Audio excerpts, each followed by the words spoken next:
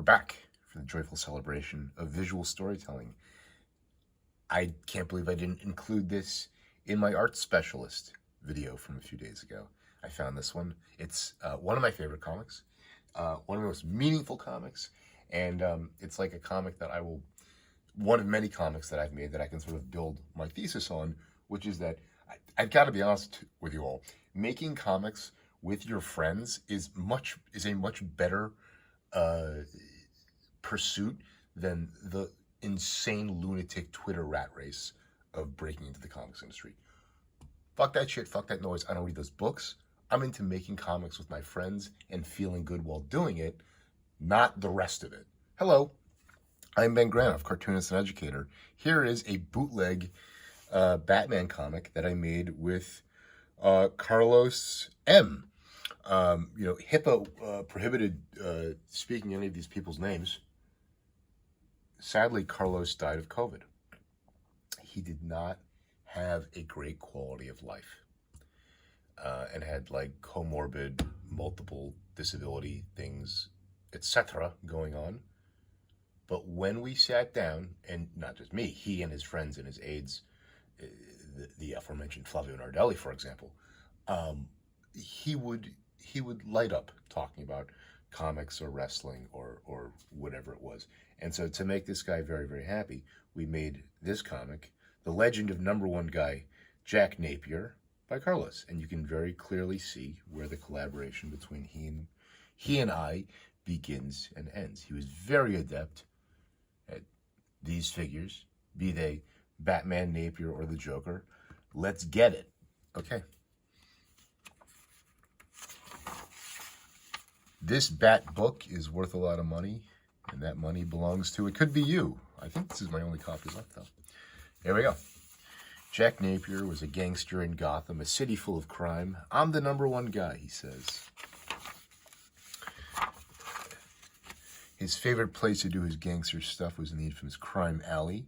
All right, so there's Carlos's, as previously seen, standing figure, and you can see me coming in the background.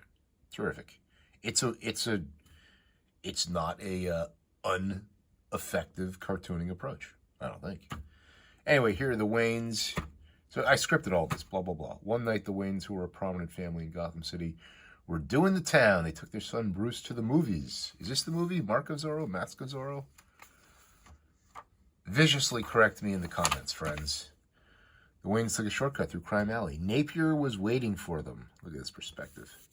See, composition and depth, they go together, right? So if you have these figures, you cut through some of them in one way and then some of them in another way. You see how depth works, my friends? Overlap. All about the overlap. We'll get into more perspective hacks from Scott McCloud. That's one of the things, one of my most famous handouts when I teach is from Scott McCloud's Making Comics. Overlap, scale, position, and fading. Wow, these are wonderful hacks from perspective. I'm getting ahead of myself. Anyway, Napier asks, you ever dance with the devil in the pale moonlight? Said Napier. Wow, I drew this, in case you can't tell. But Carlos drew these figures. That's terrible. Here's young, aggrieved Bruce Wayne. Oh, Bruce Wayne became Batman, etc. Right? So you can see me coming in with the shading, all these things. Here's Jack Napier. He remained a criminal, and one night he was robbing the chemical plant like a gangster does. All right, so this portion of Batman is drawn by Carlos, and then these limbs and background are drawn by me. There you go. So there's Batman punching.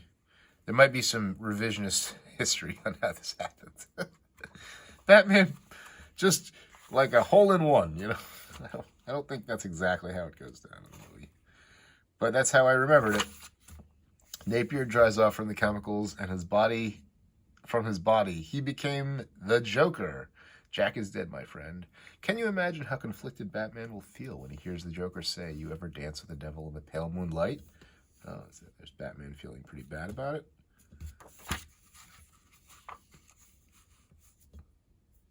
The power of hindsight. There you go.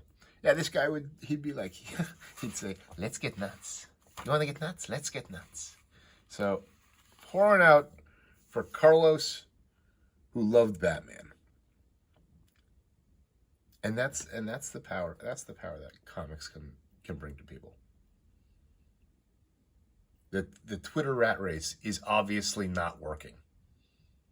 I don't care if it's on Kara or whatever new platform. It is not worth the time of my mental health. I would rather just spend my energy making comics and art with people that I care about, rather than trying to prove something.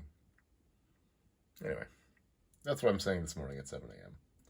I have a book to finish, and maybe once I get some momentum on my book, I'll feel differently about it. That's it for me. Like Von Bodie, I'm a Cheech wizard, never quitting. So won't you listen? Semper Comics. See you out there.